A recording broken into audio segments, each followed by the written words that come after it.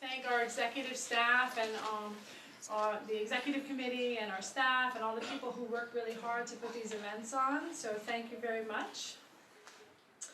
The program in the study of spirituality is a self-funded initiative of the Stephen J. Green School of International and Public Affairs that explores spirituality in a variety of traditional and contemporary contexts.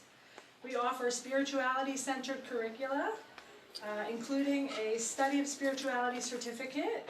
You can find out more information in the back, there's a flyer. We also sustain research projects and host many events with and lectures by practitioners and scholars in order to stimulate multi-faith, multi-spiritual dialogue throughout the community. Our mission is to be a leading force in the cultivation of a new consciousness through diverse, heart-centered, and spiritually responsible educational programs and dialogues, inspiring the global community to create a just, peaceful, and prosperous world. I hope that our mission to promote the study of spirituality speaks to you and that you will choose to support the program to ensure its sustainability. You can learn more about the program on our website at spirituality.fiu.edu. So tonight we're going to be exploring the relationship between our bodies and our overall spiritual, mental, and psychological well-being. I think that most humans, most of us have experienced some form of trauma in our lives. And if we look at trauma from a macro perspective, we can see that there are whole countries, regions, and groups of people that have experienced collective suffering and trauma. And while we sometimes think that we can use our minds to move beyond this trauma, in reality it's a lot more complex than that, and it can be stored in our bodies and be affecting our day-to-day lives. So if you've ever been triggered by something where your emotional or reaction or your mental reaction was way out of proportion with the event, that can be a sign of having stored trauma in your system that you want to release. So if we want to live healthy, balanced, and spiritually dynamic lives, we need to release this trauma and learn how to go inside and connect with our inner selves.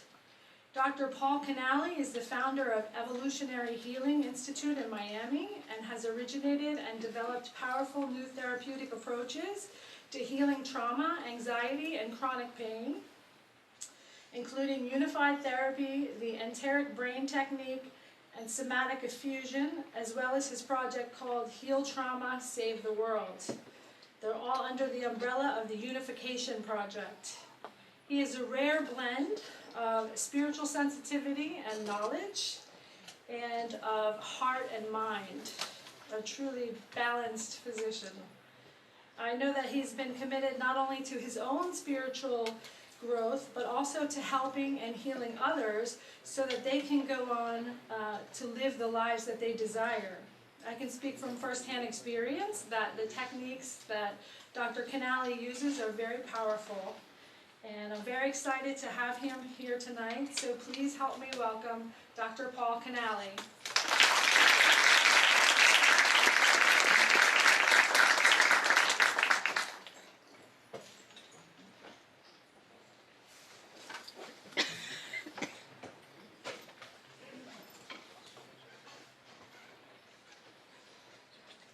Good evening. Can you hear me? Yes. So I know we had a full crowd, but the weather, plays tricks on it.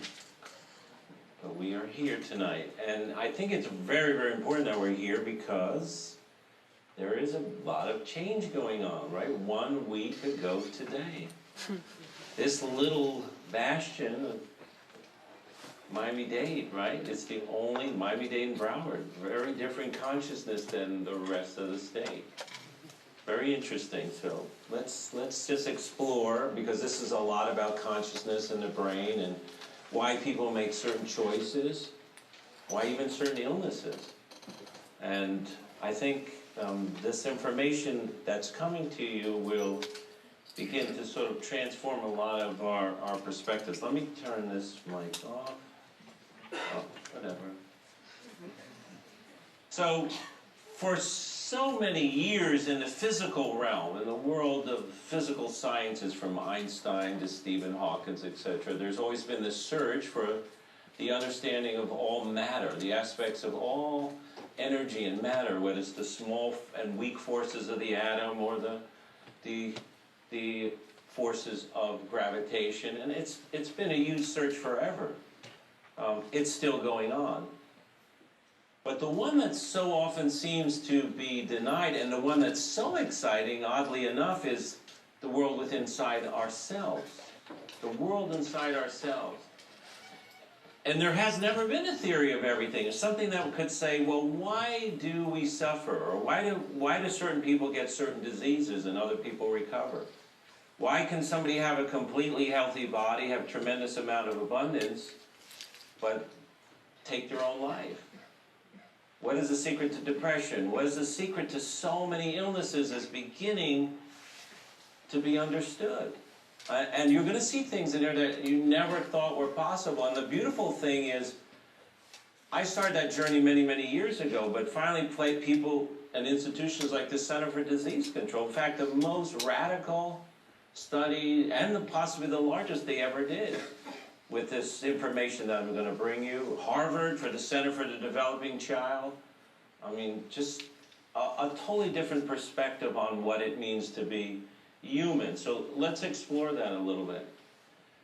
E.O. Wilson is one of the most well-published, well-written evolutionary biologists that ever lived. And he's studied very deeply to look for the understanding of when does knowledge and information move to the next level.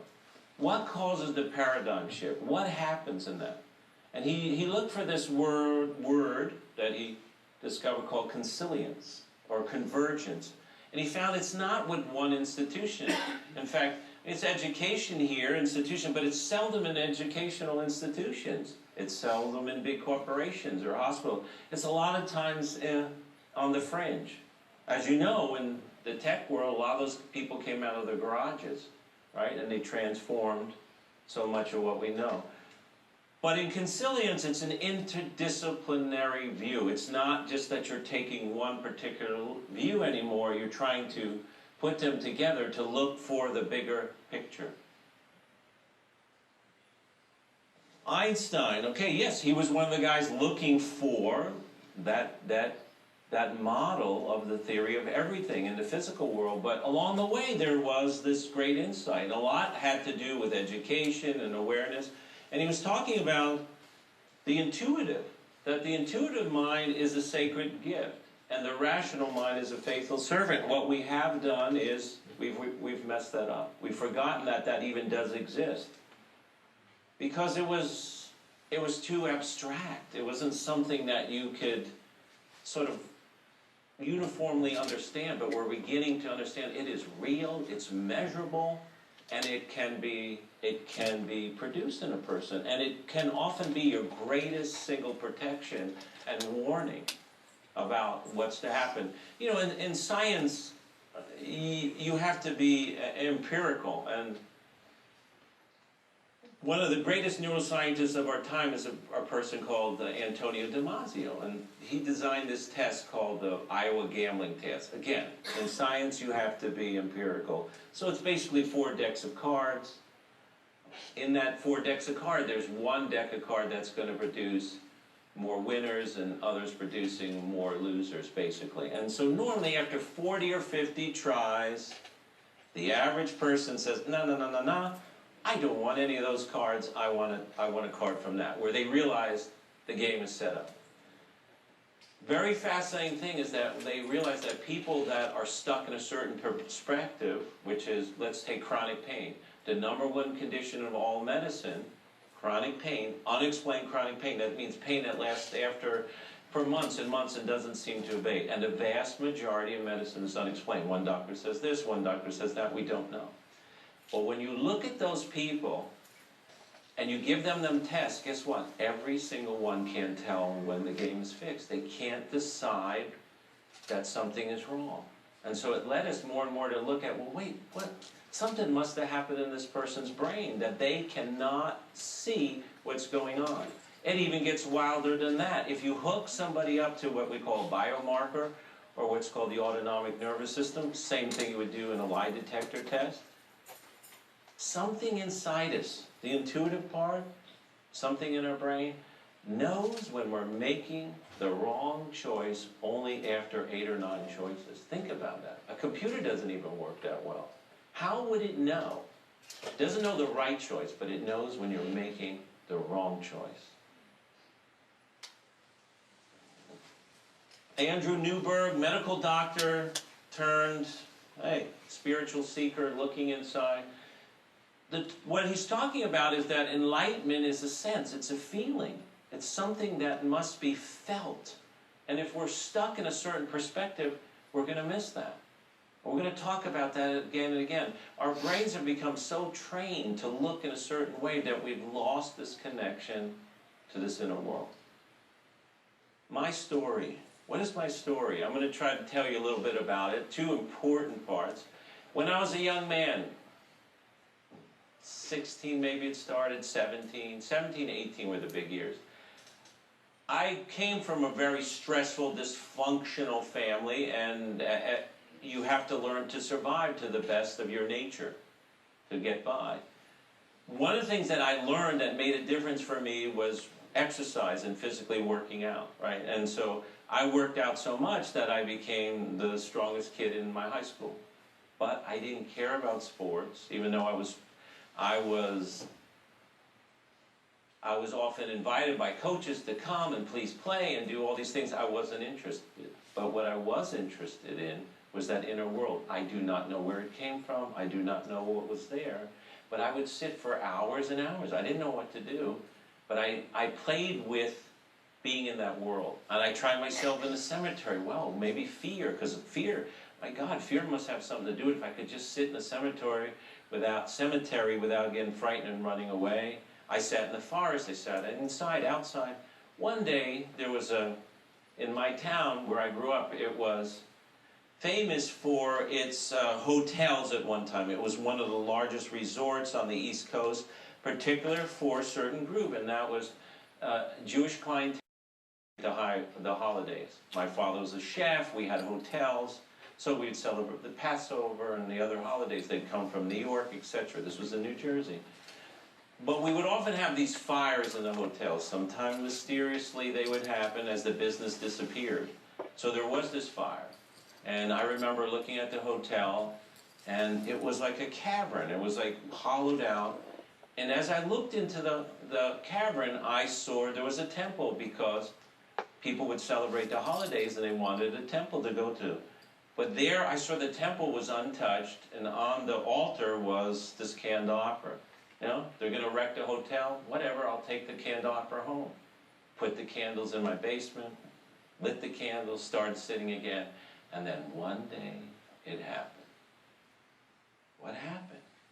Everything happened. Everything stopped, everything slowed down, and every pain, everything I've ever felt, every fear I ever had ever felt seemed to disappear.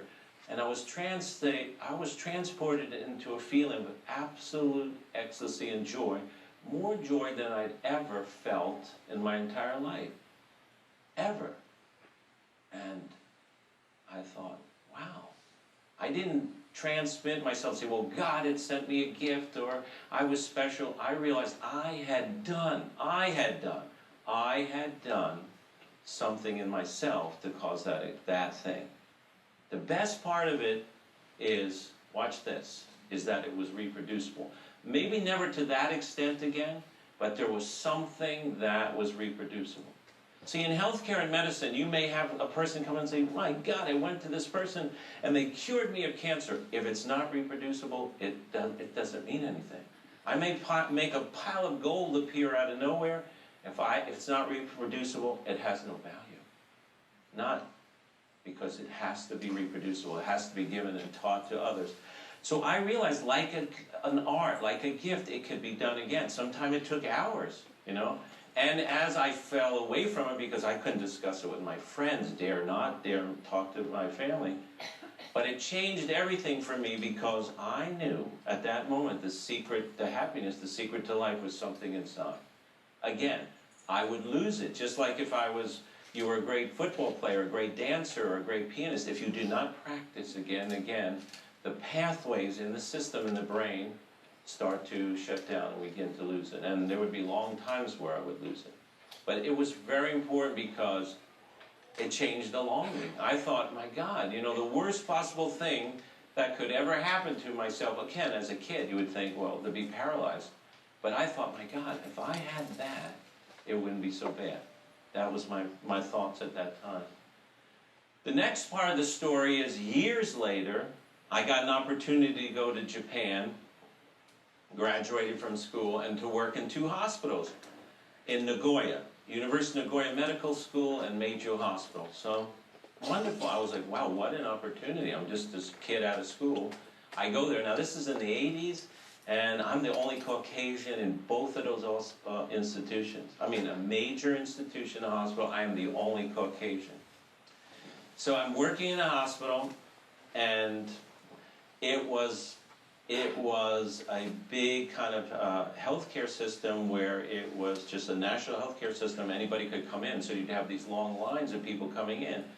And I remember they gave you very few minutes to make an assessment on the patient. Okay, you have to decide, okay, this one needs physical therapy, this one goes over here, this one goes over there. But one day, I was sitting with Chief of Orthopedics, Neurology, and myself, barely could speak the language. And a man comes to me and he has his hand like that, frozen for many, many years, can't open it, contractures. And I'm like, oh, okay, what do I do? Well, at that time, we were also doing a lot of acupuncture and experimenting and so on, and they didn't even have the right size needles. They had these giant needles that are supposed to go in the tushy, where it's a lot of material, but not in the fingers, but they were, go ahead, because it's time constrained. He holds them up. Japanese are very stoic. He holds up his hand. I put the needles in. I turn around. Usually you have to do a bunch of therapy, and you do it a few times. I turn around. I look back, and all of a sudden he goes like this with a big smile. And then I turn around again, and instead of 3 lines, there was 1 line. And guess whose direction they were heading in? Now, what am I going to do for the second act? I don't even know how the first act happened. I have no idea. That's not supposed to happen. Watch what I tell you next. Almost everything I seemed to do after that point had extraordinary abilities, right? If you didn't know, you'd say, oh my God, this is the son of Jesus. You know, this is a healer. I mean, I touched their shoulder and I would say, what is wrong with these people? And they'd go like this, and they'd go like this, and it spread all over the hospital. Chief of Orthopedics said, Paul, we got to talk. And I remember talking, he said, Paul, you really know a lot for a young man, but, and a lot of people have never seen a Caucasian, like you're the mystery being, you know? And the other one is like, I think it has something to do with the belief of all those things together, and something to do with that story. And that was the beginning of me understanding that there was a phenomena happening independent of the methodology or the technique, but it was happening inside of us. Today, we know without a shadow of a doubt that the most reproducible thing, the most predictable thing in all medicine, and it gets wild, is this phenomenon, as you know it as the placebo, which is just a word to describe something far more mysterious. A little off note, there's a doctor in Turin, Italy, very famous for that. There's other doctors that have studied this, Dr. Roberts, many. But in Turin, Italy, there's a really wild guy, Fabrizio Benedetti. And Fabrizio Benedetti pushes it to the limit. So you'll take Parkinson's. Parkinson's is a neurodegenerative condition. We know it involves a part of the brain called the substantia nigra. But guess what happens? Fabrizio says, listen, let me do wild things. Like I always wonder, how do you get these people to volunteer? Because they have to put a wire into your brain and into this part of the brain that's not working. And the technique was to see how electricity would work to affect that, right? So they push the electricity and it stops this, the movement becomes natural. They turn the electricity off, it turns back. But then, just wild, he says, listen, he tell them the electricity's on, but it's not really on. Guess what happens? Same thing. With drugs, etc., etc. Just a little side note, So that's a huge thing to understand it. Now, we go back to me. I'm back in practice. I've always wanted to know more about what was going on than my own profitability, let's put it that way. So I was always interested in searching for knowledge itself. So I did a lot of sports medicine, pioneered that area. We brought the first thing to ever, when we first came back, there was no such thing as therapeutic type body work or massage. There was a school called Educating Hands.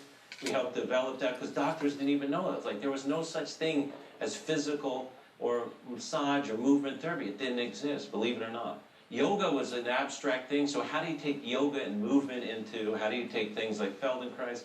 It went on, but the more I experienced, the more I wanted to know. And then one day I realized I had a patient named Sandy Bressler, and I realized there is nothing I can do physically to change that person's pain. There's nothing, because I saw it was something deeply rooted in her unconscious.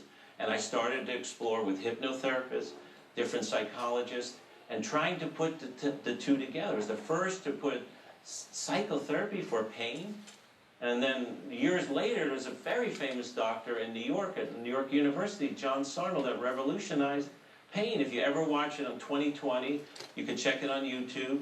John Sarnell, you'll see an amazing clip about all these people in physical pain. It's like, wait, what did you do? Did you do a drug? Did you do physical therapies and exercise, a surgery? No. I educated them. I made them aware of this deep unconscious process that is running the show. We'll get back to that. Now, here we go again. I'm in this world, I'm working, and then I started to experiment with different sides of what we call somatic stimulation. So there's hard, there's soft, there's this, there's that, there's different people. You know, we had an institute up here called the Upledger Institute, Cranial Sacral. He's going at a different. There was a guy called John Barnes out in Arizona that was having reactions that were atypical. What do you mean by that? Well, people said they would go in. It seemed like he was just doing something very light or touching, and these people would have extraordinary experiences. Their bodies would move, they'd shake, they'd have memory, they'd laugh, they'd cry. I wanted to know what the heck that was. I wanted to try to understand it. And there was a Dr. Epstein at that time, and he said, listen, just put your hands on a person lightly and hold these 2 points. It seemed absolutely absurd. How is that going to do anything? I tried and tried and tried. Nothing ever seemed to happen. And then one day there was this patient named Billy. And I was doing this, and all of a sudden Billy seemed to go into another state. I seemed to open up a new operating system. Remember that word, a new operating system. And he began to tell me all kinds of information that he wasn't privy to and I wasn't privy to. And then it happened again, and it happened again. And then the wildest thing is that people would come in for neck or back pain, and they'd tell me that the neck or back pain was coming from something that happened in their childhood. What? What are you talking about? But it happened again and again and again and again. That something had happened, and it had altered that, and now it was expressing as that. I kept looking and looking. Well, one day we rented the Marriott, and I got together with another doctor, and I decided, let's have a little workshop and experiment with multiple, what we call sensory inputs, and see what happens with some of these new techniques. And so in that day, you do some yoga, and you do some movement, and we'd experiment with these different types of physical stimulus to see if we could have some type of change in these people. So at the end of the day, there was this thing we were experimenting with. It was called an angel wash, go figure. So it's 2 lines of people, like an Indian file. And the object was that after you shared with people all day, now if you did in the beginning, it would have been like, don't touch me. But at the end of the day, people closed their eyes and walked down that line. And they were just supposed to walk, and people would touch them and hug them. And you could see people were open to the reception of the touch, of the sensory touch.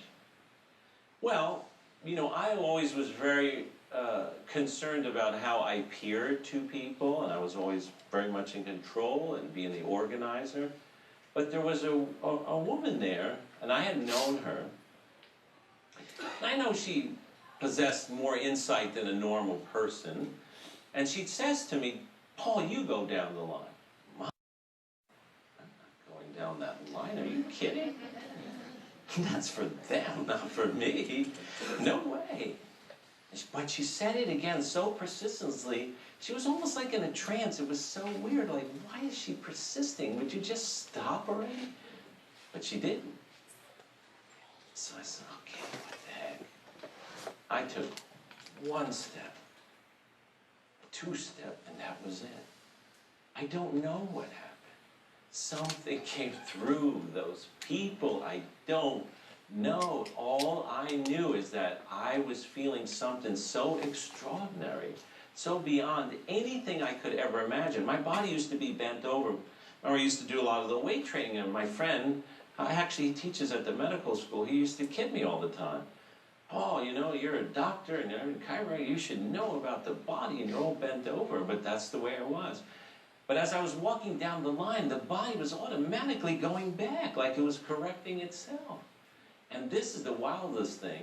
Tears came out of me like more than my entire life. And it wasn't because I was sad. It was because I was feeling so much love, joy. I couldn't explain it, because if I had a chance to stop it, I probably would have, but it was beyond all that. Anyway, they kind of almost had to carry me down the end, placed me in the bottom. I laid there for a while. I remember the other doctor was like, and he was like, no way, what happened? But from that moment on, I would never be the same. It was like something came on. In Hebrew, in the sacred scripts, there's this thing that they teach in the Kabbalah. It's called the klipot. The klipot is like a shell, a hardened, like a husk on wheat, right? And it's like, and they talk about that the husk has to come back off. But we're going to go deep into the science of what maybe possibly happened that day, and how after that day I realized I had to know more. I got to know more, because all my senses, everything I tasted, everything I touched, vision, everything I saw changed from that day. Where I was fearful and more apprehensive about novelty and newness, I wanted to jump right in. I wanted to experience the world in a way I never knew before, because it was like I was in a shell. The biopsychosocial is the new model. If you talk to anybody, any real doctor, scientist in the world that knows about pain, number one first thing, just pain, chronic pain, they're going to tell you that's the new model. What does that mean? Bio, of course, is the biology. Inflammation, tendons, twisted discs, okay, we know those things. But you can have those things and have no pain. The psychosocial part means not just your psychology you know about, but the unconscious, right? The unconscious. The whole field of psychology, you have to realize Freud and the Charcot and all these people at the time, and it was not just in Vienna, but in France, there was a very famous school, Salpêtrière institution, where these sciences began to spring forth, but they were medical doctors observing physical symptoms in people that they couldn't explain. And usually after something that was traumatic. That's the only way they caught it. So they'd say, well, geez, after she saw the coachman get run over by the coach, her legs didn't work anymore. Or the eyes didn't work anymore. Or something happened, right? Or something happened and they saw physical changes, and that was the birth of psychology. Social part means it really matters how we interact and treat each other. There's numerous studies. Just take job dissatisfaction. You have job dissatisfaction, cancer, heart disease, diabetes, everybody's going up the top. You hear me? There's a very famous study in England called the Whitehall study. Whitehall is a particular section in London. It's all government run. Everybody has the same insurance.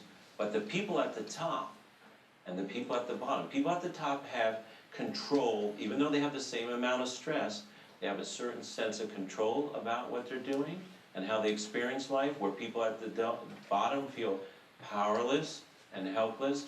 Diseases of all kinds are much greater than the people at the bottom. And the only single factor that seems to be, major single factor, is in the job, right? The last one that's so important, that's part of that, we're trying to introduce it as part of the social one too, or maybe on the fringes, is the search for purpose and meaning. Spirituality comes out of search for purpose and meaning. Because without purpose and meaning, nothing else works. Nothing else works. We, above all, everyone in this room, the students, everyone else, search for purpose and meaning in your life. I remember seeing a program on a local artist. It was a young man in Miami. And he had struggled in school, didn't do well, had often gotten in trouble with the law. But he found a teacher that inspired him, a teacher that believed in him. And he got him to go to an art school. Went to the art school, you may know who I'm talking about. Went to the art school, graduated from the art school, lived in Brooklyn, he said, didn't have hot water, struggled, but he was happy. He loved to do his art. He had little means. And then then his work started to take off. And in the New World Trade Center, he has the giant mural at the bottom. Maybe you know who I'm talking about. You know how much he gets for a single painting today? $1 million. But he says it doesn't matter. He was just as happy because he was doing what he wanted to do. The physical, we talked about, the psychological, social, spiritual, all factors must come together. So when you look at a person with chronic pain, so you have all these new imaging devices, and so you say, well, listen, Jesus, you got fibromyalgia, you have terrible spinal problems, you have a neuropathy, you have intractable migraines. Let's turn these imaging devices inside and inward, and let's see what we find. They couldn't find anything except when they got to the brain. Because you can have a person with back pain, and you'll see it in the 2020 film with Dr. Sarno, and they've got 3 discs bulging, they got stenosis, and they say, Mrs. Gonzalez, don't you have pain? No, I don't have a pain. I don't have no pain. And that was so confusing to us, where you'd see somebody else with minimum changes, crippling pain. Or why somebody could have an injury, flip over the car 3 times, break almost all the bones in their body, and have a full recovery. And somebody twists their ankle, and it's 5 years later, and they haven't recovered. Those messages lie deep inside the psyche, inside the brain. The one thing when they put everybody's brain under the imaging devices was, watch this, the areas like the anterior cingulate cortex, the frontal cortex, areas that have to do with emotion and memory and how you focus. What? Emotion, memory, and what you focus on seem to be the factor in the #1 condition in the world that people suffer with brain pain. That also, they found, depression and anxiety. They're all comorbid. They're all sleep in the same bed. They're all very, very similar, related. Next slide. The ACE study. This is what I was talking about before. One of the most remarkable, most transforming bits of information of the 21st century, no doubt. When that first came out, nobody wanted to believe it. It started with a Dr. Felitti. Dr. Felitti worked for Kaiser Permanente in California. Kaiser Permanente is one of the largest healthcare providers, insurance. Most people have that. And Felitti, hey, preventive medical section, go figure, that's California, right? So, but he wanted to save money for his insurance company. He said, well, let me do weight. Obesity has contributed to heart disease, cancer, diabetes, you name it. If I can crack the code of diabetes, man, I can really save the company a lot of money and help these people. So he worked diligently on it, worked on it, but he got frustrated because people would lose 50 pounds, 60 pounds, and they'd drop out of the program. He'd check up on them. Maybe it took them 4 months, 5 months, 6 months. In a matter of weeks, they get the weight right back again. It was like, what? Well, what you were doing so well. What happened? And a lot of them, they wanted to say something, but they had a hard time saying it. One day, called serendipity or divine intervention, there was a woman in his office, and he wanted to ask her a specific question, and that question was, he figured maybe it has something to do with hormones and so on, so he wanted to ask her how old she was when she became sexually active. Sex, hormones, weight, maybe. But he, again, something caused him to ask a different question, and the question he asked was, how much did you weigh when you're sexually active? That caused the trigger. She burst out crying, and she said, that's 40 pounds. That's when my father first began to sexually molest me. Felice steps back. Ooh. God, they didn't teach us that in medical school. I only saw one other case of incest. But this is the difference between a wise man and somebody that wants to go back to sleep again, that doesn't want to see the truth. There's a lot of people in this country that do not want to wake up, that don't want to see the truth. So, he tells his other clinicians, you know, this wild thing happened, start asking them those questions. Every single, not 90, not 95, every single obese person had something that really had hurt them, and at that moment there was an adaptation, a protection as you would call it, an insulation that they did inside their bodies to try to survive. So, he's excited. Oh my God, I have a major breakthrough. I have a major, major breakthrough. Let me talk to my other fellow doctors and clinicians, and we're all meeting in Atlanta. Great, I'm going to get up there. He gets on the stage, he starts telling them, and he said, if they had tomatoes, rocks or stones, they would have thrown them at him. They were like, don't you know that fat people are lazy? Don't you know obese people lie? Don't you know that they'll tell you anything? Put his head down, walked away. Again, divine intervention or serendipity. He's sitting at lunch. Guy next to him goes, what do you want? What do you want? Listen to me. They may not believe 100 people, but they have to believe thousands. I'm from the Center of Disease Control. Let's get together. And here we go for the next film, because that was only the beginning.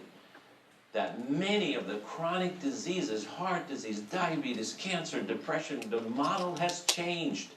They don't come from the disease itself. We're seeing that they start decades and earlier than you ever imagined, that something happens in our bodies and brains that predisposes us to that situation. So, to get the film, I just... Go to the next slide. We all like to think of childhood as this time of joy and innocence. But, I mean, for many of us, it's just not true. When you grow up in these type of situations, it's not something you talk about. I know I did.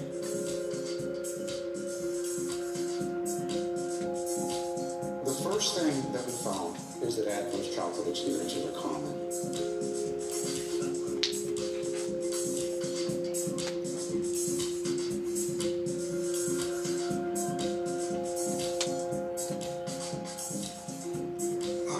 Kids are young, they don't know what's going on, they won't remember anyway. Well, the child may not remember, but the body remembers. There was this incredible gee whiz effect. You mean adverse childhood experiences cause heart disease and lung disease and liver and cancer? Exposure to trauma affects children's developing brains.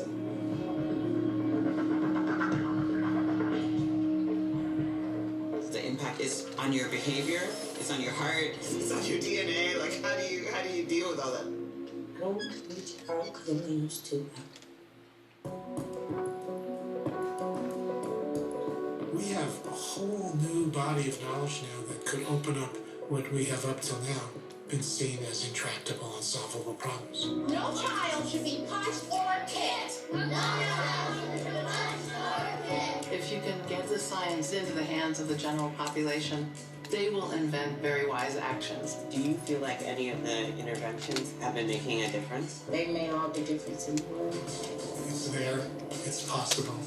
And a defeatist attitude is completely disconnected from what 21st century science is telling us. And we should be going after that like a bear.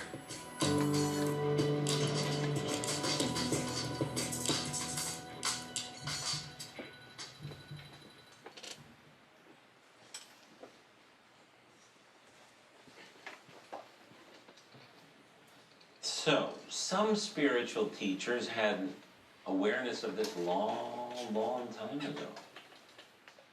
Long time ago, that how we treat and how we interact with each other had a much bigger impact than any of us could ever imagine. Much bigger impact than any of us could ever imagine. But what really happens inside the body, this is what you need to know. Because the new discoveries that we're going to show you is that real tools to change it. Real tools to change it, but it affects our behavior. If you see people acting out that are angry, you see people that all of a sudden fall into a depression or terrible anxiety, or they're withdrawn, it's affecting it's not happening because of what's happening right now. There's something deeper inside there. Biochemistry, we know there's parts of the brain. When you're talking about long-term and toxic stress, it's not just, people think, well, you know, I don't remember, I didn't really have any of those things. It's not so obvious like that. There's all kinds of little impacts that go into the computer, as you might say, that affects. See, there's nothing wrong with the hard drive, it's in the information that goes into it. And the only way to change that is that we have to put the biopsychosocial together all at one time as you're interacting and watching, and this master system starts to change itself. But all these things seem to lead to disease and stress conditions later on. Harvard has an entire new center that's called the Center for the Developing Child, and they have this model, which is also the model in what's called attachment psychology, and basically it looks like this. A circle, and the mother and the child's in a circle. Mother and child's in a circle. The child, in a normal setting, is supposed to go out of the circle into a threatening environment. In this case, maybe the child encounters a scary thing and it falls down and makes a loud noise, and so they're supposed to run back to the mother. The mother's nervous system being at a state of peace and ease is supposed to reset the child's nervous system, and then the child's supposed to go out to the world again and encounter another challenging or stressful thing. What if the mother's nervous system, she doesn't have that ability? What if she's never had that ability? What if she's so overwhelmed with everything else that's going on, it doesn't reset the child's nervous system? And guess what happens? The right brain develops before the left. So in all children, right brain is more thinking, sensing, feeling. But it's most important is that it regulates a part of the system called the autonomic and the limbic system. How we handle energy, how we handle stress, how we handle emotion. If the environment is so challenging and threatening, guess what happens? It never develops, or barely develops. Then we're in trouble, because later in life, when all of a sudden we're caught in school and we got this test and this exam, and then we just broke up with our boyfriend, and this happens, boom, the system just overwhelms, and your anxiety, and you're rushing to the hospital, and you have a panic attack. You know, in America, we have one of the highest college entrance rates, but in the world, we have one of the highest college dropout rates. Because we don't know how to self-regulate. There's been a movement, people like James Heckman. James Heckman is a Nobel Prize winner for economics. Like, okay, so what happened to you that you had a wake-up call, and he wants to teach now, and he's been behind the movement called soft skills. Hard skills, 2 and 2 is 4. What is the capital of New Jersey? That's a hard skill, right? Soft skills are regulating inside, regulating your mood, being able to handle stressors, finding purpose and meaning. It's a whole different world. And those things aren't taught, and then we get easily overwhelmed. Easily overwhelmed. And the world, you know, it's like it's different when I grew up, right? It's like you have such a vast amount of media and information coming into you so quickly. You just open any of your browsers, boom, boom, boom, there's a bomb here, there's this there, there's a stress there. It does begin to take its toll, and if you don't have the tools, you can get easily overwhelmed. And if you're triggering something that's buried deep inside you, it just brings it up. So get this, everything you see, everything you taste, everything you smell, first goes through the center of the brain called the amygdala. And guess what the amygdala is all about? Tell me if it's safe or not. It's the fear center.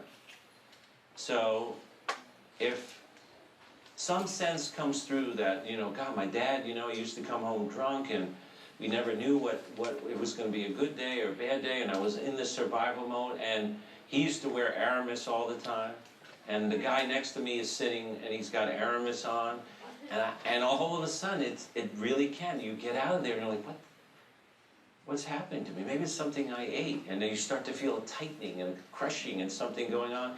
It could be that simple to be triggered. You hear what I'm saying? You get in a relationship and you go through a breakup and it's like, wait, it was a breakup, yes, but why is this person completely overwhelmed?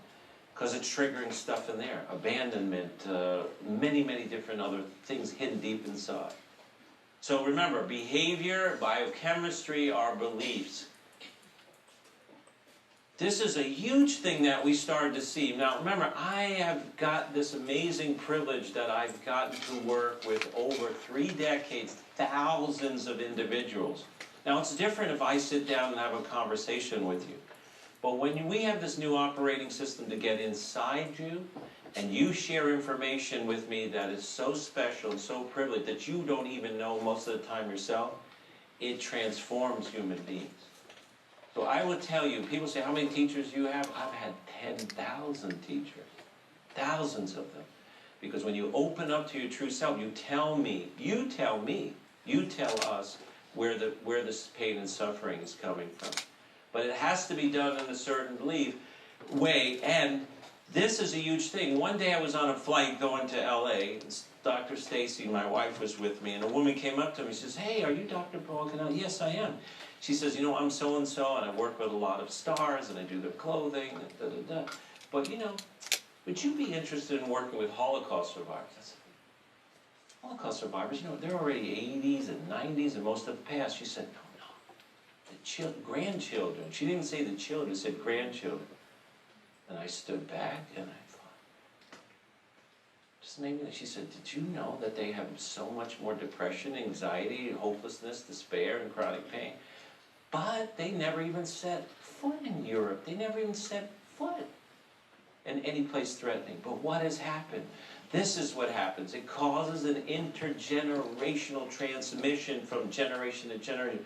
Not because they were there, but because the parents shut down, the grandparents shut down. And that ability to self-regulate, that ability to communicate, that ability to go to the next generation gets shut down. And Alan Shore is one of the most studied and most researched, and he's dedicated his life to understanding these phenomena, but he calls it these neurological scars. So when you look at a person's brain, you will not see the scar. But nonetheless, we'll see a person, for instance, it's an epileptic seizure. It's called a NES. What's a NES? They have an epileptic seizure. I remember a couple of years ago when I saw my first one, he was a local doctor, and he would all of a sudden have the seizure in his office. Of course, he was petrified. At any given moment, he was going to go off in the office. What am I going to do? He went, had all the scans. And then normally when you have epilepsy, there's a lesion in the brain. So, oh, we see this, we're going to give you some medication. But there's no lesion. There's nothing to be seen. But nonetheless, he was having these epileptic seizures. So at the time, it was a research done, and they finally documented this is a real phenomenon. It does really exist, but there's nothing on any test that we have that can show that, but we know it's coming from something. And it always comes from a reactivation of a fragmented or energetic state of trauma or something that disrupts the brain, and there he is having the seizure. But knowing that and knowing what I know, we were able to produce 100% recovery. And to this day, when people go online, they call it conversion disorder, or it's called a functional neurological disorder. Functional neurological disorder can cause any condition, from skin conditions to paralysis to neuropathies, but there's no clear diagnosis. Guess what? Most medicine doesn't have clear diagnoses. The #1 meta-analysis researcher, if you're looking for research today, the big thing is called meta-analysis. You don't look at one study anymore, you look at thousands of studies. His name is John Ioannidis. And you know what he says? 90% of biomedical research is flawed. 90%. It's incorrect, misleading, or outright wrong. It's like, whoa, we need to really think. We need to rethink our belief systems. We need to look at how data is stored. We need to rethink what disease is. This is a very important thing. Memory. We have two types of memory. We have an explicit or declarative memory. And an explicit or declarative memory is normal autobiographical memory. So that's usually like, oh. And when we're working with people, this is a tendency what will come up. When psychologists work with people, that will come up. When people do EMDR, it's a technique in psychology, it may come up. But an explicit memory is, oh yes, I remember that. Yes, I got the dog for Christmas, and this happened, and this happened, and this happened, right? But implicit memory is the key to so much of this, because implicit memory is the memory behind addiction, it's behind trauma, it's behind anxiety, it's behind all of it. It's behind post-traumatic stress. And implicit memory is there is no memory. There's no story. There is no story. I don't remember anything. I don't have any memory. It is how traumatic experience and painful experience. It's an energetic thing. And when it comes up as real as the first time you experienced it, but there's no memory of it. Classic story, Bob, you know, you've been clean 8 months. You went to the treatment center, the addiction treatment center. You've been going to the meetings. Your wife said that if you did it one more time, she's going to take the kids and leave you. Don't you love? Yes, I love my family. Yes, I love those kids. What happened? He'll put his head down. The feeling. That's the feeling. And if you don't teach people how to deal with that, if you cannot recreate it in a safe clinical setting, in the end that will win out. You hear what I'm saying? In the end, that will win out. Implicit is the key, but it is a state, it is a feeling, it is an energetic state. And today, what we can do is recreate that state in a safe environment and give you real-time tools to dissipate that. Totally different world, right? And so things like anxiety, anxiety is 100% curable, provided it's not some brain tumor or something that's created, but if it's traditional anxiety, because it often comes from that. And it's just like training. Who in here does any kind of physical exercise? If you do any physical exercise, you understand the basic mechanism, because physical exercise means you have to get used to feelings of sensations and energy. Sensations of energy. So when you first start working out, you know, maybe you can't even walk around the block. But as you first start working out, you feel these sensations and energy. It is uncomfortable. It does not feel good to anybody. But with the right support and help, eventually, oh my God, I turned not walking around the block to running the half marathon. How did I do that? It works with a system called the autonomic nervous system, and we're going to go into that. So the autonomic nervous system is how all energy is moved in the body. In fact, it affects every single cell. I remember this, when I was interested in this doctor who that quote came from, and is the website, and it's been used numerous times, is that most illnesses or diseases are contributed to some disruption in the autonomic nervous system. So let's go there. Let's go there. But the autonomic is also under control of the brain and the limbic system, and if it receives a stimulus and it just overwhelms it, you begin overworking. Two components of autonomic nervous system. Sympathetic. Sympathetic is anything that increases energy. It increases your heart rate. It's classic, all right? It makes you sweat, makes your blood pressure go up. You got to run up the steps. You got to get excited. You got to get up in the morning. That's the sympathetic. You're late for work, right? That's also the stress response. But when it does that, it also shuts down other systems. So when the sympathetic goes off, for instance, it'll shut down digestion. It's an evolutionary thing. Why do I have to digest food when if I don't get myself out of here, I may be digested? You see? So it's designed that way, but look at the world, right? So I'm giving you old stresses that, accumulated early in our life that we don't, and then new stresses accumulating. In medicine, we have this thing called, it's called allostatic load. Allostatic load is the accumulation of stress over a lifetime. So it's equivalent to having a bridge. In Minnesota, you heard the story. Hey, that bridge has been up how long? 60 years? All of a sudden, one car goes over the bridge, the car comes down. Millions of cars went over that bridge before, but now the bridge comes down. Is it the one car? No. It's the accumulation of stresses. This is a big thing. The releasing of toxic stress, that's what Harvard's saying, and if you have the early stress, it makes you much more vulnerable. That's why you have to do not just present day, you have to dig deep down inside somebody. Sympathetic, remember, energy stimulating. Parasympathetic or vagal is energy conservative. One takes money out of the bank, one puts it back. One takes money out, one puts it back. The secret to health, the secret to fitness is making that bigger so you can handle more stress, more exercise, and then you can recover. You can have a deep, profound peace. Sleep disorders are rampant in this country. The lack of peace is rampant.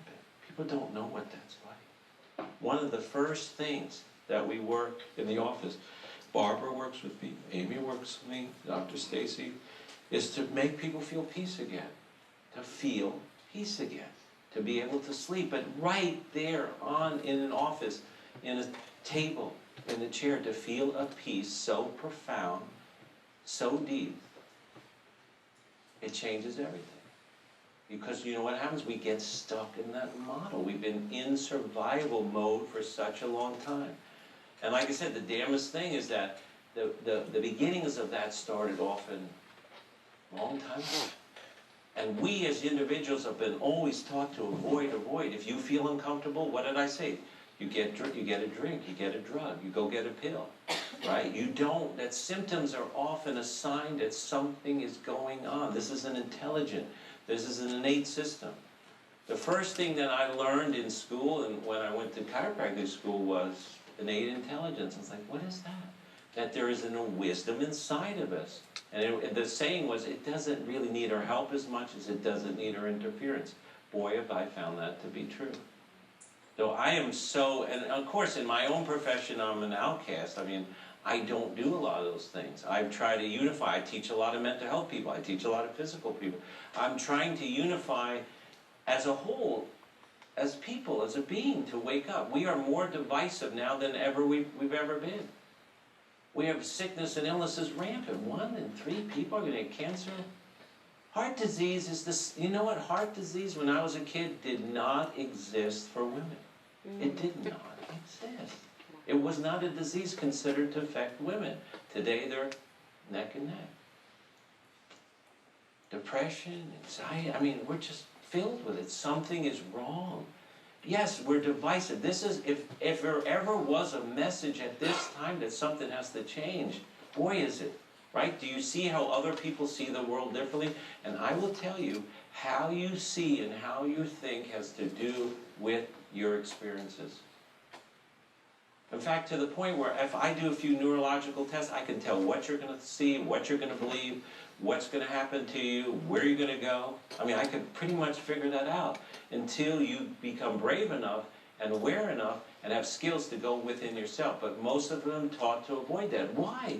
Because it's so uncomfortable. It's so uncomfortable, and it's a world none of us have ever been taught until now. And like I said, I'm not alone. There's these other people that are beginning to finally start to wake up in different schools. So normal autonomic has these nice waves and valleys. Up comes by down, up and down. If you get excited by something, you expect to return to peace again. If you work out, you get your heart going fast, you expect it to go back down. But what happens is that it gets stuck, right? It gets stuck. You know, I've been invited to places I call Fort Carson in Colorado Springs. It's the #1 Army base for PTSD. So a typical guy is like, man, I'm 20 years old, man, what happened to me?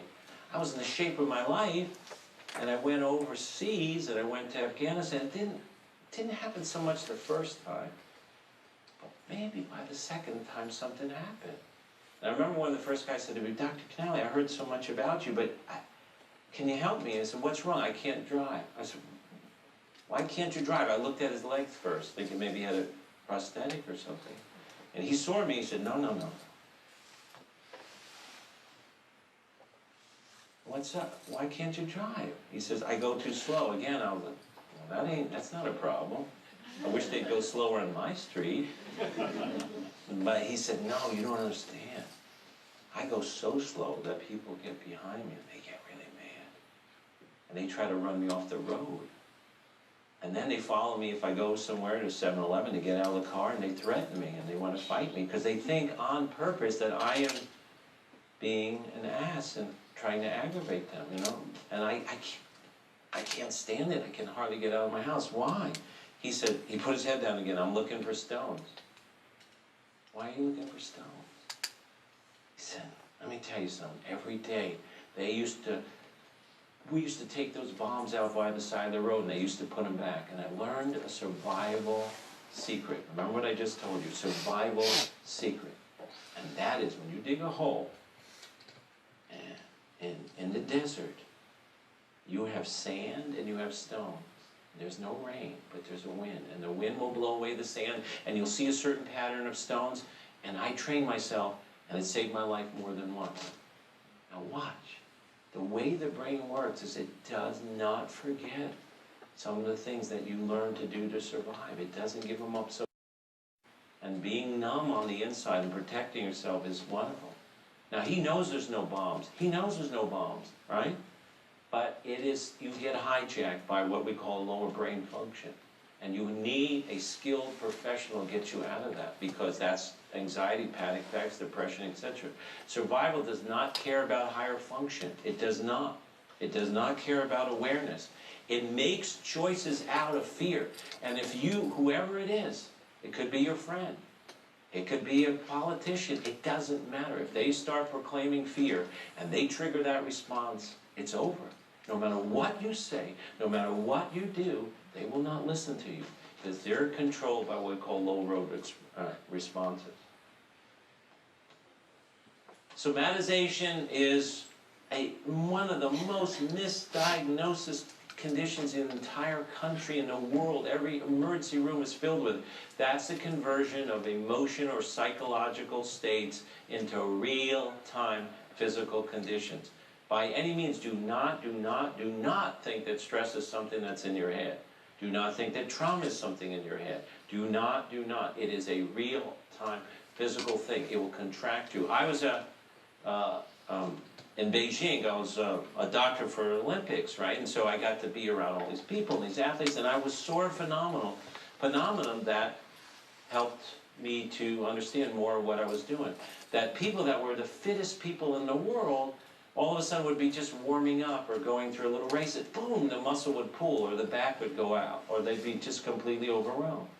Now, their bodies were physically fit. Remember, the most physically fit. I never saw women like that in my life that could jump up and down there. That was before I was telling Barbara CrossFit. But these people were doing things I never saw before, right? And I would work out with them, and I would say, wow. But how could stress be implemented through this that cause the body to be so contracted so that they just reach down to put on their shoe, boom. That's how a lot of pain happens. You're so contracted. You're in survival mode. There's no deep peace. There's no relaxation. And so you just do a simple thing, boom. That's how it happens. Most in pain happens insidiously. Doc, I don't know what happened. Most diseases happen because we're not aware. The new research is that the brain and the body should be aware that we lose connection. When the brain and body disconnects, you cannot feel what's going on. You do not feel disease. You don't know how to regulate emotion. And then things shut down. So anything can happen. Now, these are just a bunch of things. Any of these things, anything and everything when that system gets disrupted. And the unified is based on a new operating system. It tries to look at every method and technique, and rather than looking at a method and technique, it looks for a unified understanding. Like we said in Consilience, what do we all share in common? What do they share in common if they're going to break through and there's some truth? One of the things that happen, and some people are here from my office, they'll notice this phenomenon happens, that once the autonomic and the higher brain and this magical place we're going to talk about called the prefrontal cortex kicks in, your nervous system body does something to kick out all the toxic stress. And so you have to train for that. Just like an athlete, you have to train for it so you're okay with it and mindful of it. What will happen? You'll feel hot, you'll feel cold. You won't understand, why am I so cold? Why am I so cold? You may have to go through 3 or 4 blankets. It's when the brain works up and realizes, hey, there's a lot of inflammation. Doctors will tell you inflammation is one of the leading causes of diseases. When it wakes up, it'll start cooling you down. Okay, I understand that. But we have to make sure you're not afraid. Yes, I'm not afraid. You may shake, you may tremble, you may have memories come up. Memories with a memory. Wow, that's funny. I'm remembering my teacher in 6th grade, and she got me up in front of the class, and she embarrassed me so much in front of everybody. It's not the memory so much, it's the marker inside your body. Where is it?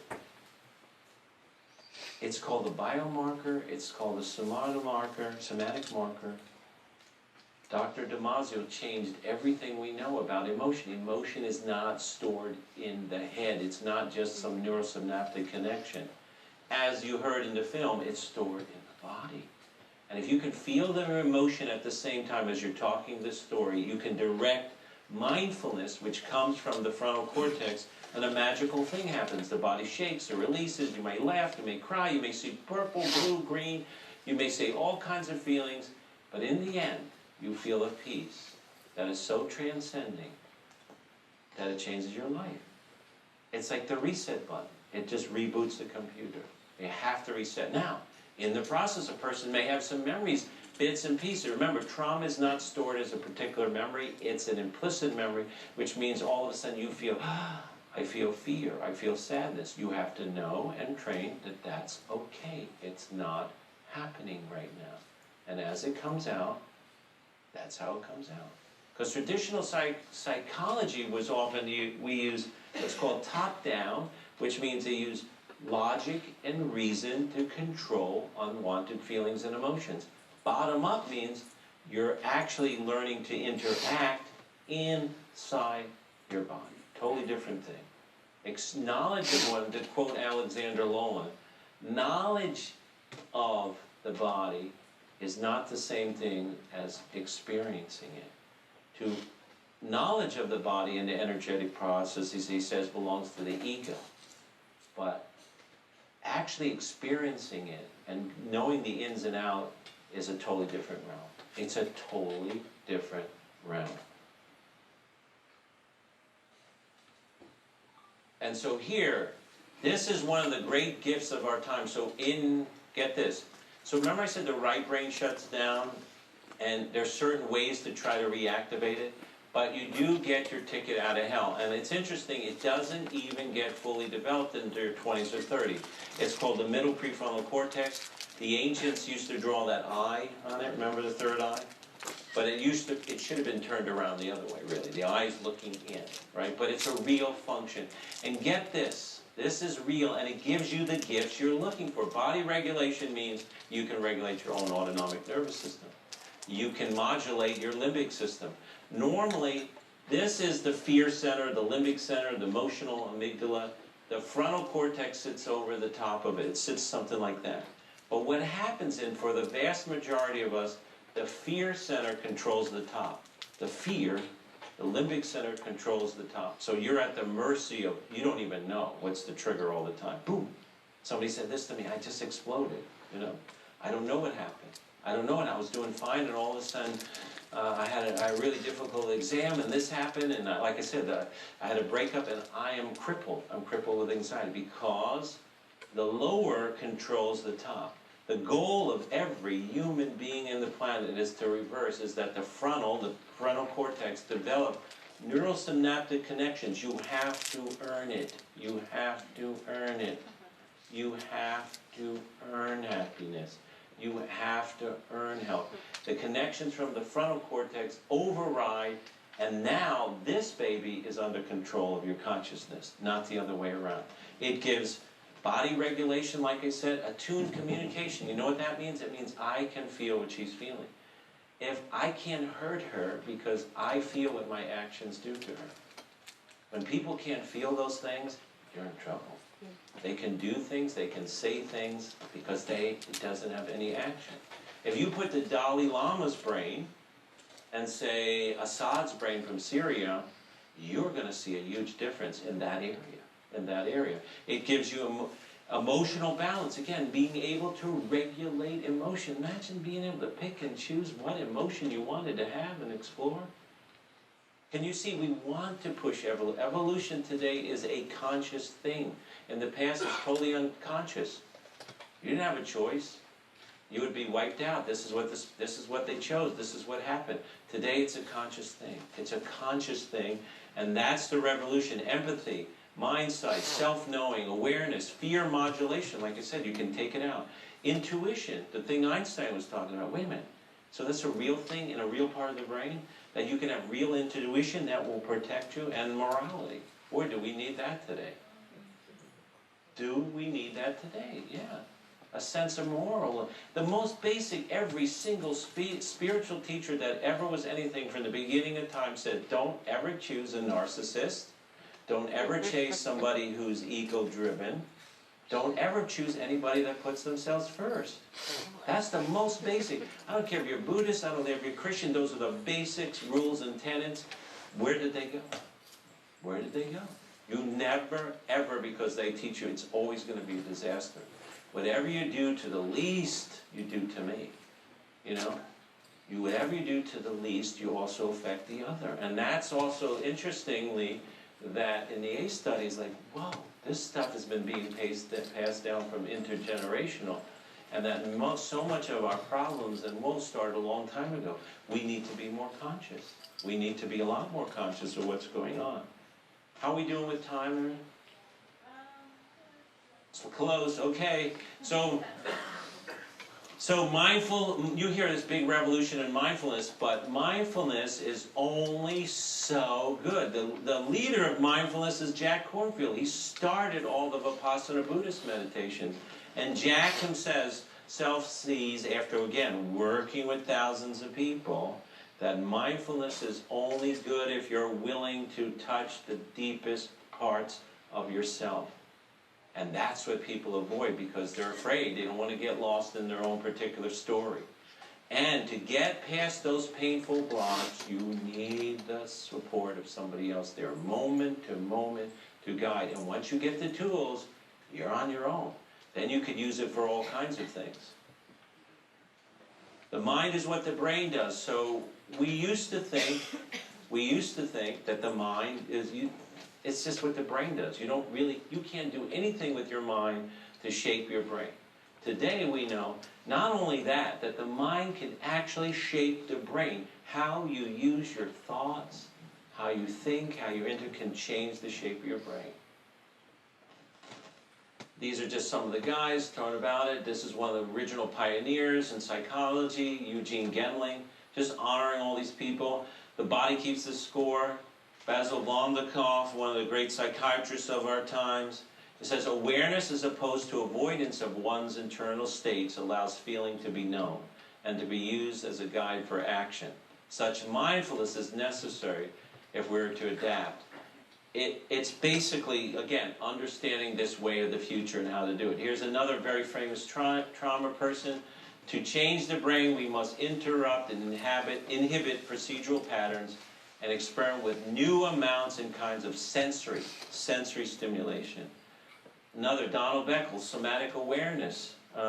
Just for virtually diseases and illness conditions, the mind's awareness of the body's sensations has a very significant role to play. And so with that, I'm going to open for questions. There's one.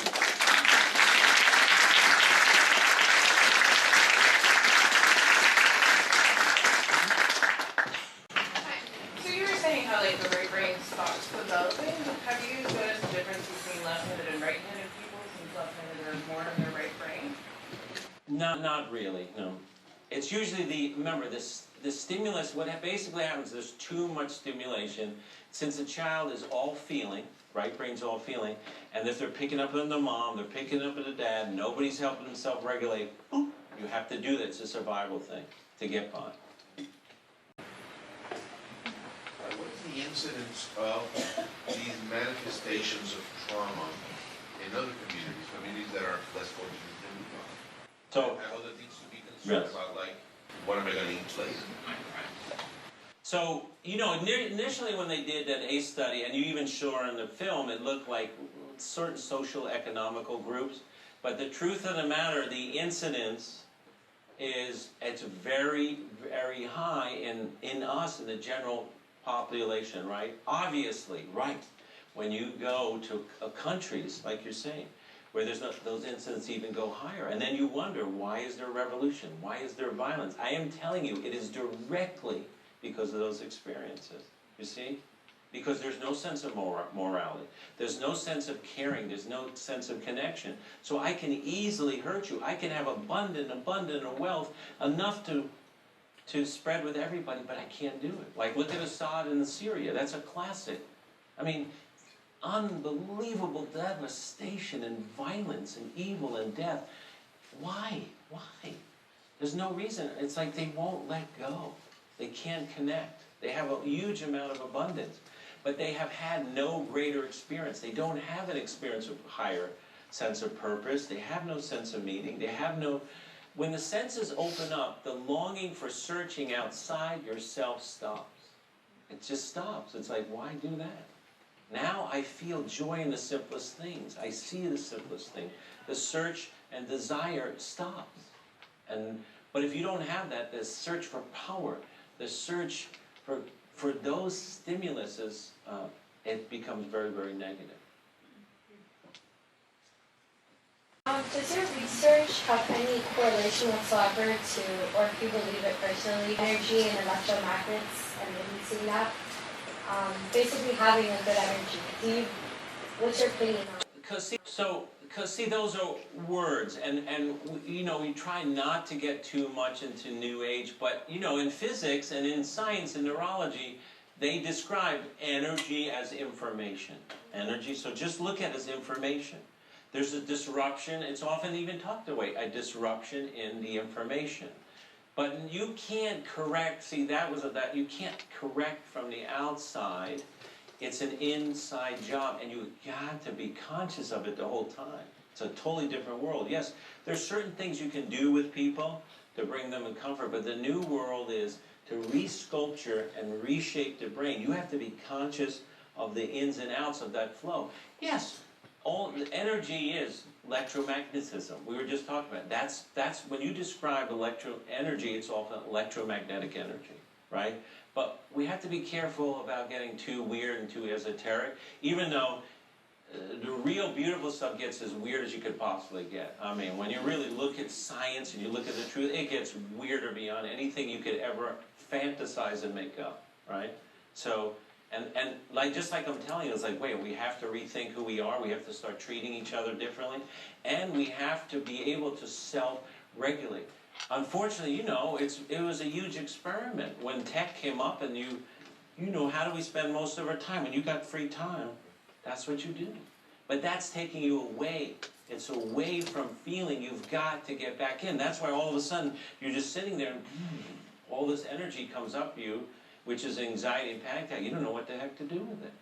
You know, so moving away from, this is, if I can give you one very important thing, is try to put these things down and try to experiment with sensory, even basic things. When you get in the shower, don't just go through it automatically. Take the time to feel the water. Take your brush, feel your skin. Take time there. And as you start to get in, more information will start coming up to the surface. It needs to know that it's safe. Because just like the soldier and all them, the body will not heal until it gets a sign that it's safe. The mind will not heal. The soul is like, what? So you look at the whole thing, if you want to go that far, it is spiritual studies. It's like, wait a minute, the soul's journey is to take on this stuff. It's not what happened. It doesn't matter. It's not so, well, this person did, I got raped, but this person, my father never really, we never hugged or touched. It doesn't matter. It's just energy trapped inside the system. It's identifying with the energy body. It's the emotional body that keeps it trapped. And then transforming that energy into something positive is the force of the development. Is like taking that energy and moving it forward. It's not necessarily what happened. There's an ACE score. You know, I'm the only physician I know that takes an ACE score.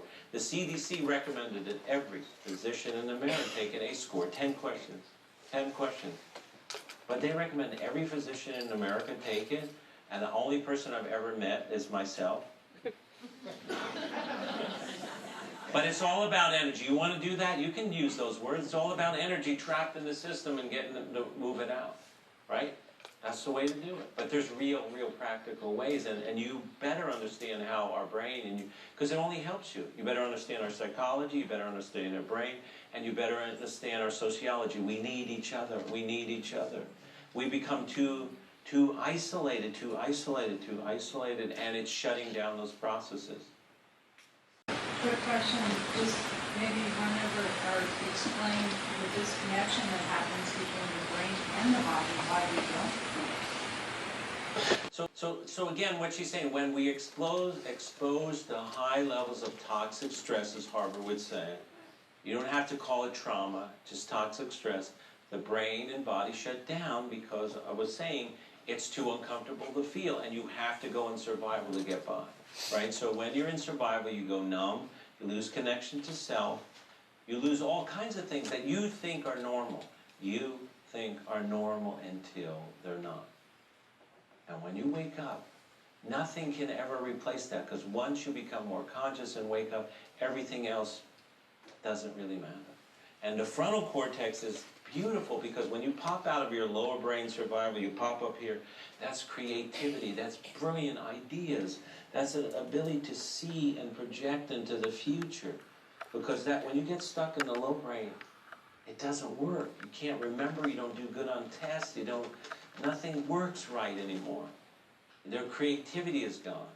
When you pop out of that and you pop up into the top, you see the world in a different place, and you can direct attention in a whole different way. Next slide, please. Oh, next slide. Next person.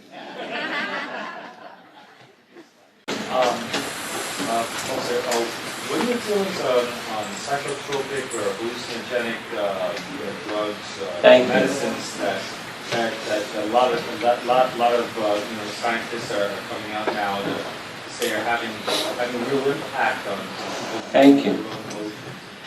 Thank you. So, because you see what happens is we have this part of our brain, I call it the neocortical guard. It's the one that says, no way, no, I'm not letting that stuff up. I don't want to feel that. So the use of sometimes psychotropics, there's been a big movement in this country with a certain substance coming out of South America called ayahuasca, right? So on any given day in this country, from Santa Barbara to New York, you're going to see these ceremonies going in. Now, it's exciting, but it's also very limiting, because in that world, you need skills. For most people, it's just an experience, right? It doesn't really lead to too much, right? But if you have gifts, if you know how to work in that world. That's why we have many people that will come and we'll teach them, and if they do that, then it could lead to something very profound. And it's interesting because I think it's a two-edged sword. It could be really overused, and it really, for most people, it's not really producing too much. It's just another distraction, but it also could be a huge opportunity if people use it in the right way. There's a psychiatrist I know in British Columbia, and Gabor Mate, brilliant man, wrote many books, and I was at a seminar in upstate New York. We get together and discuss about veterans and everything, you know, and there's terrible figure keeps coming up at the seminars, 22. Now 22 is a very important number to me. It's my birthday, it's my wife's birthday. It's an important number, but 22 is on average the number of veterans that kill themselves every day. And Gabor, as brilliant as he is, he don't have a method. Basil came up to him and he said, Paul, I know more about the brain and trauma than anybody else probably in the world. And I wrote in one of these books, but I don't have a treatment. And you know what I said? I do. I really think I do. But he said Gabor, because he was frustrated, he went to ayahuasca. Because he saw the potential that at least he could get through the density and get people in a safe environment, maybe to have some of these implicit memories, and he saw he could help them. But in British Columbia, the medical board did not like it. They took his license away. So he takes people now he goes to South America. So you have to be careful with those things. They have to be, if they can be modulated. And also, like you said, there's real medical journals talking about reintroducing psychedelics from mushrooms and other things. Well, that's what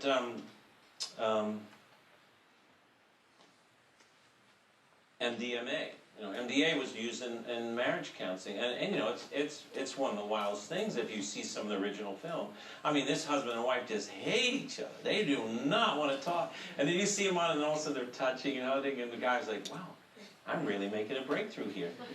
If that's what it takes, I mean, it's phenomenal if you watch some of the films, you know. They will have nothing to do, and then they're all over each other. Wow. So there is, I think those things need to be explored. So in the case of addiction, a lot of the trauma is really repressed, and they, especially coming out of addiction, they just can't seem to recall any of these traumas. And as a layperson that I do sometimes peer-to-peer work, how can I get them to pull that out? So that's what Unify. In Unify, there's a new operating system, so it comes out. Now, it comes out for them as just a feeling, like this terrible feeling of abandonment or fear or sadness, you know, or shame. It doesn't matter. If they can stay with it, observe it, and tell their brain it is not having now, the body will dissipate, the addiction will go away. See what I'm saying? And so you don't need a memory. It's not the memory. And the one thing about implicit in trauma is it resists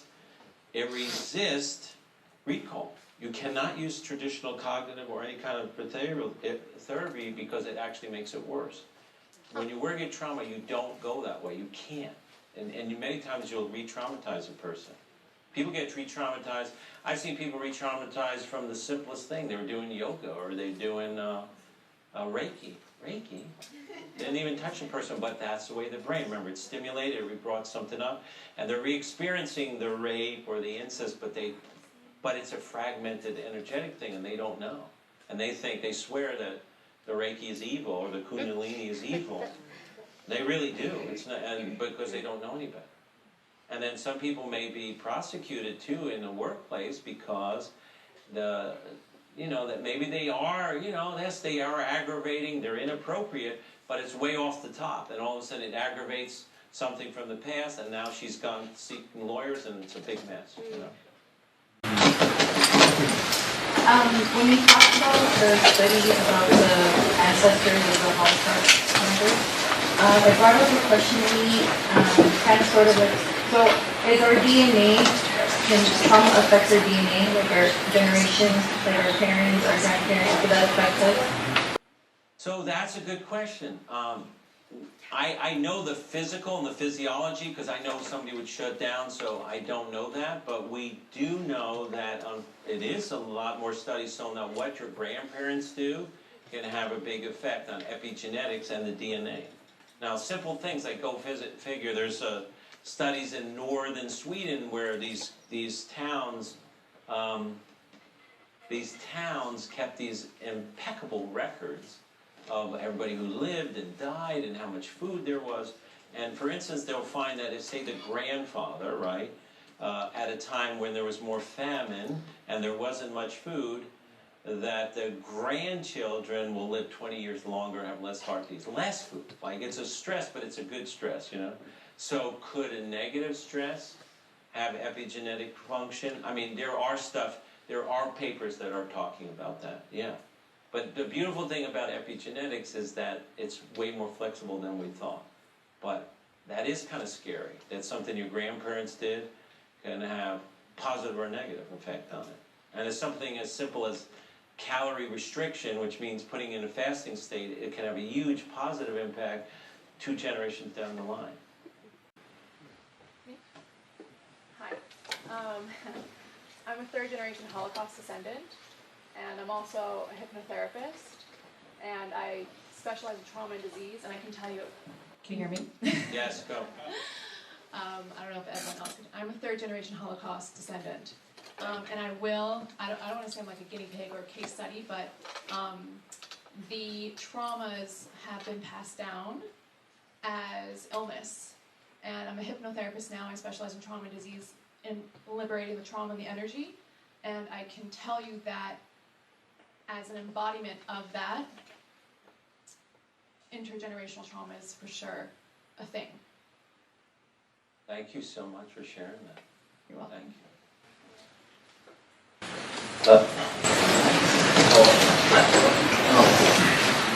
I spent 7 years microphone about a sock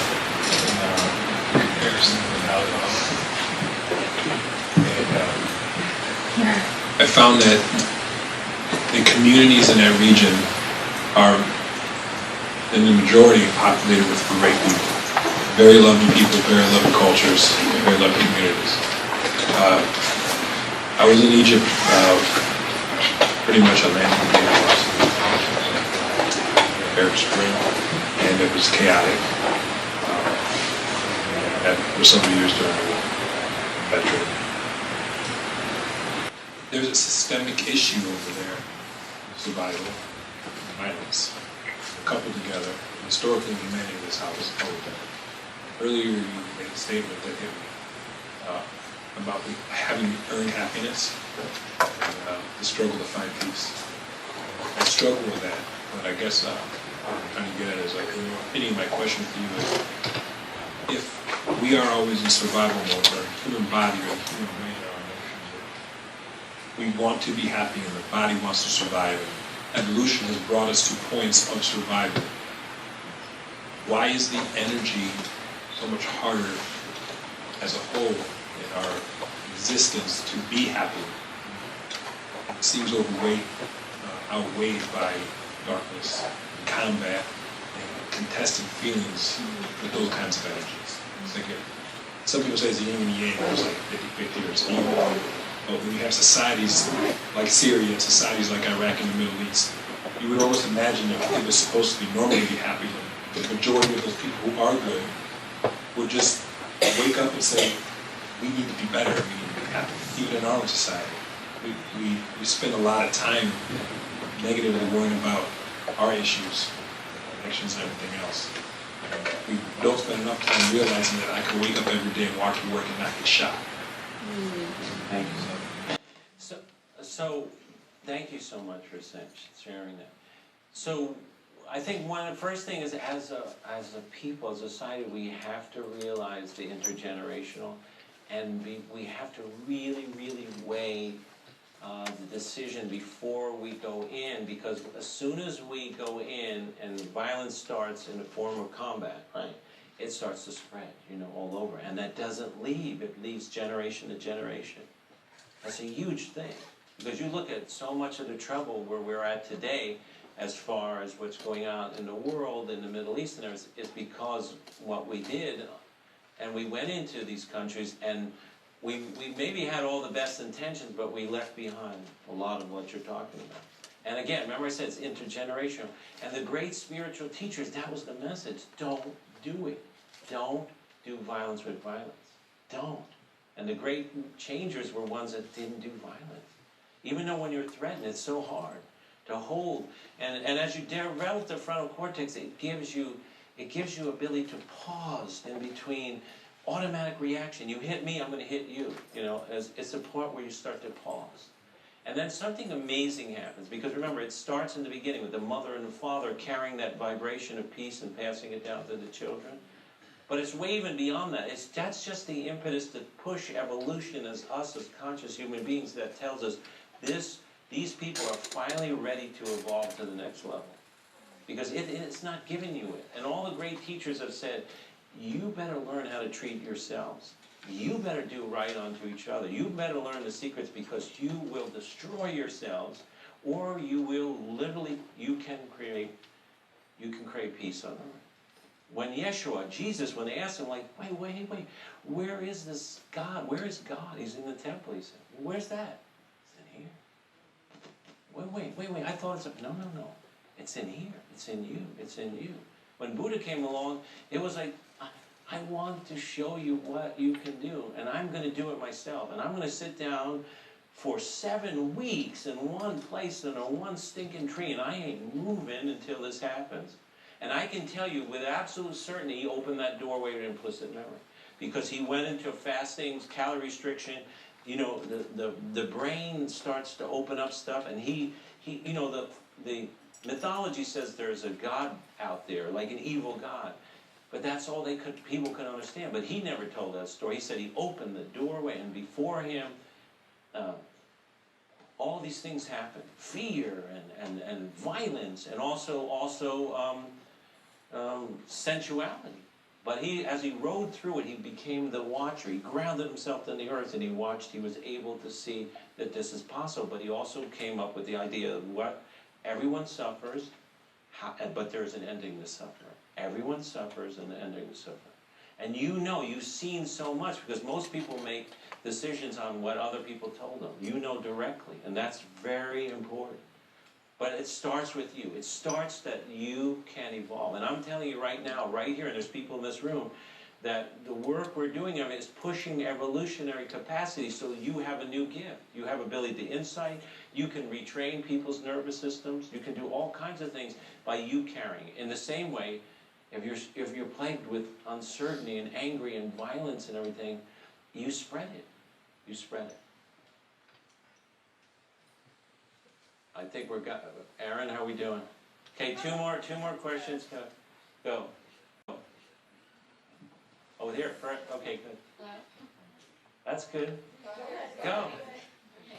I stumbled upon the biopsychosocial model of disease when I was teaching medical sociology. And it was by accident, because I have a philosophy background, and they needed someone to teach biomedical ethics and critical thinking. So I started the job, and they're like, it was at a nursing school, and I was teaching predominantly low-income black women, basically, down south in Cutler Bay. They're like, we need someone to also teach intros to sociology, medical sociology, and death and dying. Long story short, it was such a paradigm shift, because my background in sociology wasn't extensive. And I would say from my philosophy background, I have quite an aversion to psychology, because I see it as very like a white Western field that is not able to break out of the constraints and kind of take on the sociological imagination and understand the structural things behind what society's development, person's choices, whatever.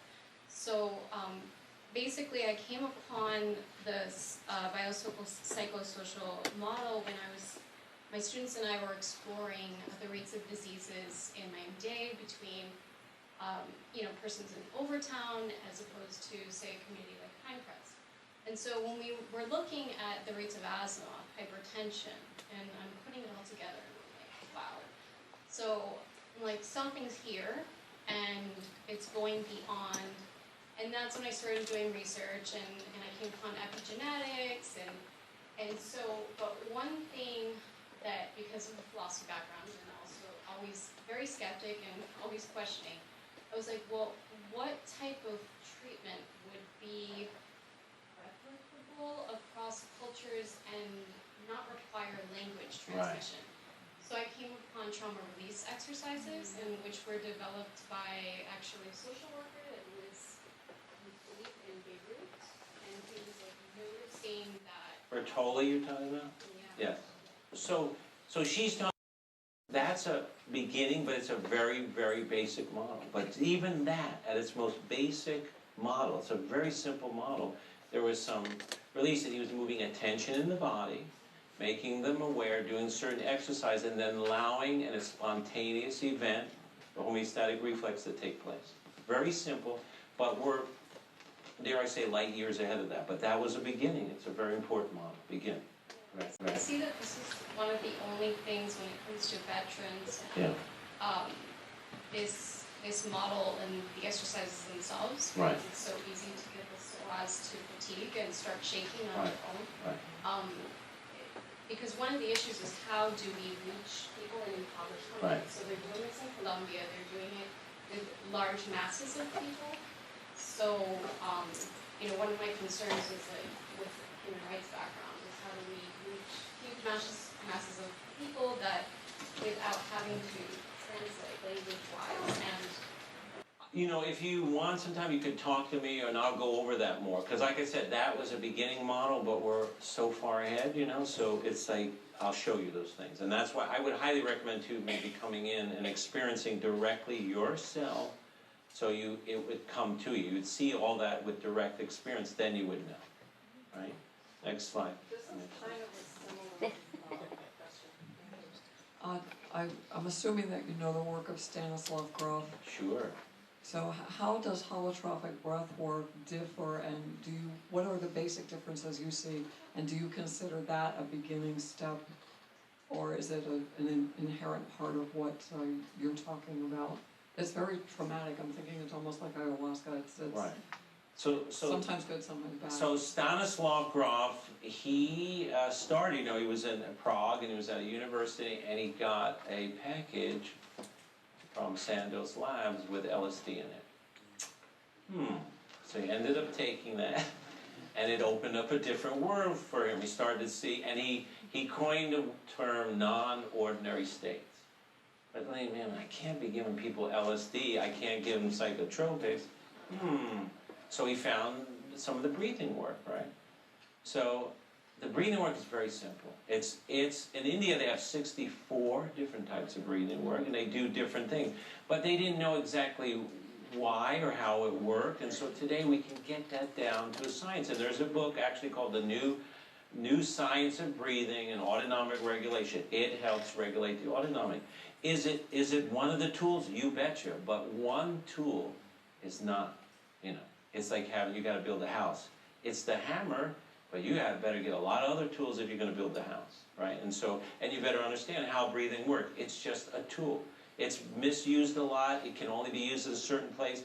But for other people, it was one of my first sort of sessions that I had way back that, wow, that really gave me a non-ordinary state, and I wanted to see what was more into that. So yes, in unified therapy, do we incorporate the understanding of the autonomic and the breathing? You betcha. That's part of it. All right, let's close it up. All right.